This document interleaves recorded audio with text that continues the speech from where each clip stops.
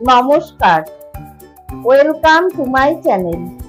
Soma's aroma বিনসের পক্ষ থেকে আমি সোমা বলছি।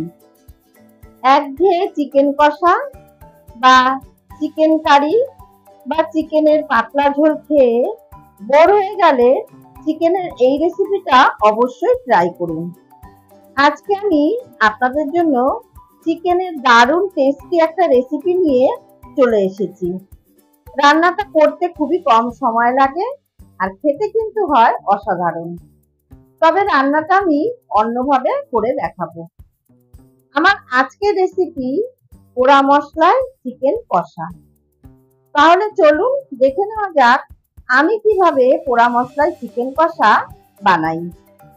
রেসিপিটা বানানোর জন্য আমি এখানে একটা বোলের মধ্যে নিয়ে নিচ্ছি দুটো মাঝারি সাইজের পেঁয়াজ, একটা গোটা রসুন, 1 ইঞ্চি আদা, একটা মাঝারি সাইজের টমেটো আর 5টা কাঁচা লঙ্কা।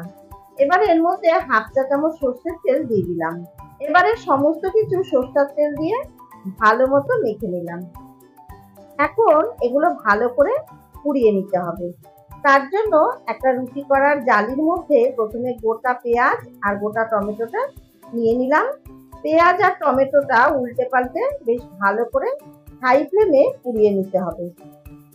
বেশ কালো কালো করে কিন্তু পুড়িয়ে নিতে হবে।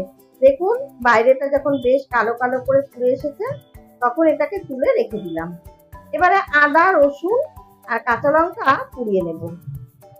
এগুলো বেশ কালো করে পুড়িয়ে নিয়েছি। এবার এগুলো তুলে নিয়ে এখন এগুলোকে ভালো মতো ঠান্ডা করে নেব।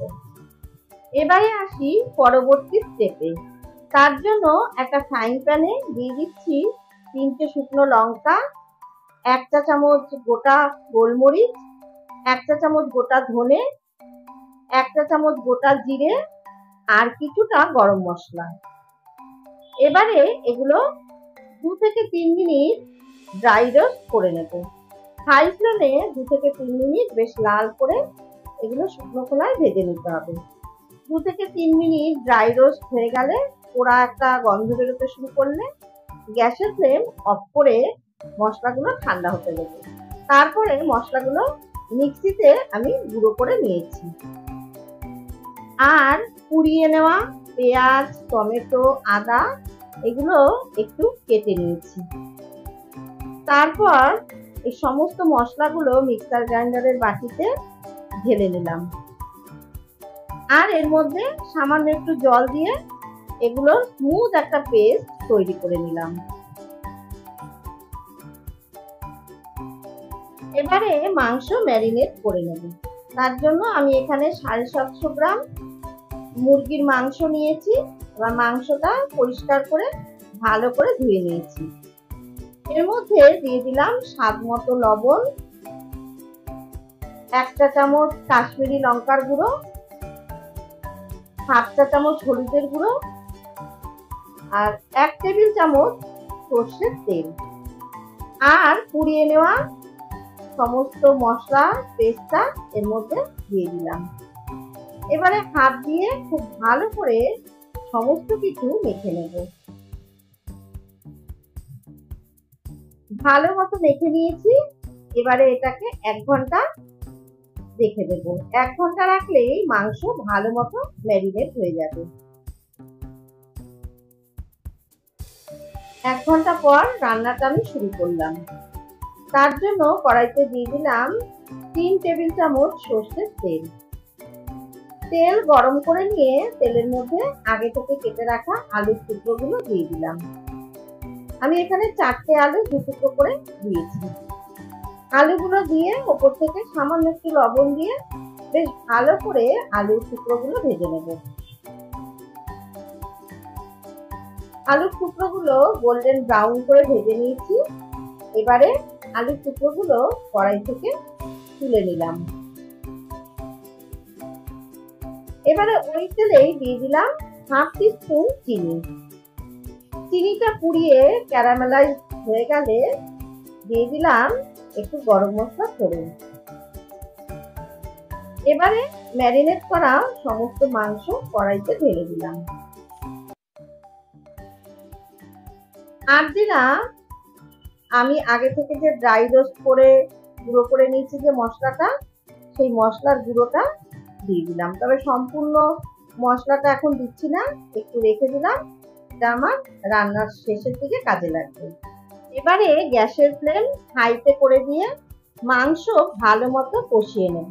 যে কোনো মাংস যত ভালো করে কষিয়ে নেবেন, মাংস তত বেশি খেতে ভালো হবে। মিনিট 5-6 মাংসটা হাই ফ্লেমে ভালো মতো কষিয়ে নিয়ে এর মধ্যে দিয়ে দিলাম সামান্য একটু লবণ। আগে আমি লবণ দিয়ে ম্যারিনেট করেছিলাম, আমি চেক করে নিয়েছি, আর অল্প একটু লবণ লাগবে। লবণ দিয়ে ভালো মতো মিশিয়ে নিয়ে লো টু মিডিয়াম হিটে ঢাকা দিয়ে 10 মিনিট ভালো মতো রান্নাটা হতে দেব। 10 মিনিট পর একটু নেড়ে চেড়ে দেখে নিলাম মাংস প্রায় সেদ্ধ হয়ে এসেছে। আর এর মধ্যে আলাদা করে জল আমি দেব না। দিয়ে দিলাম ভেজে নেওয়া আলু, সামান্য একটু চিনি, আর 4টে চেরা কাঁচা লঙ্কা, আর বাকি যে ড্রাই রোস্ট করে গুঁড়ো করে নেওয়া যে মশলাটা ছিল সেই মশলাটা দিয়ে দিলাম। এবারে সমস্ত কিছু ভালো মতো নেড়ে চেড়ে মিশিয়ে নিয়ে আবার 5 মিনিটের জন্য লো টু মিডিয়াম হিটে ঢেকে রাখবো।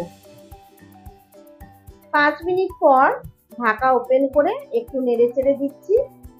যেহেতু আমি চিকেন কষা রান্না করলাম, সেই জন্য আমি এর মধ্যে কোনো রকম জল দিলাম না।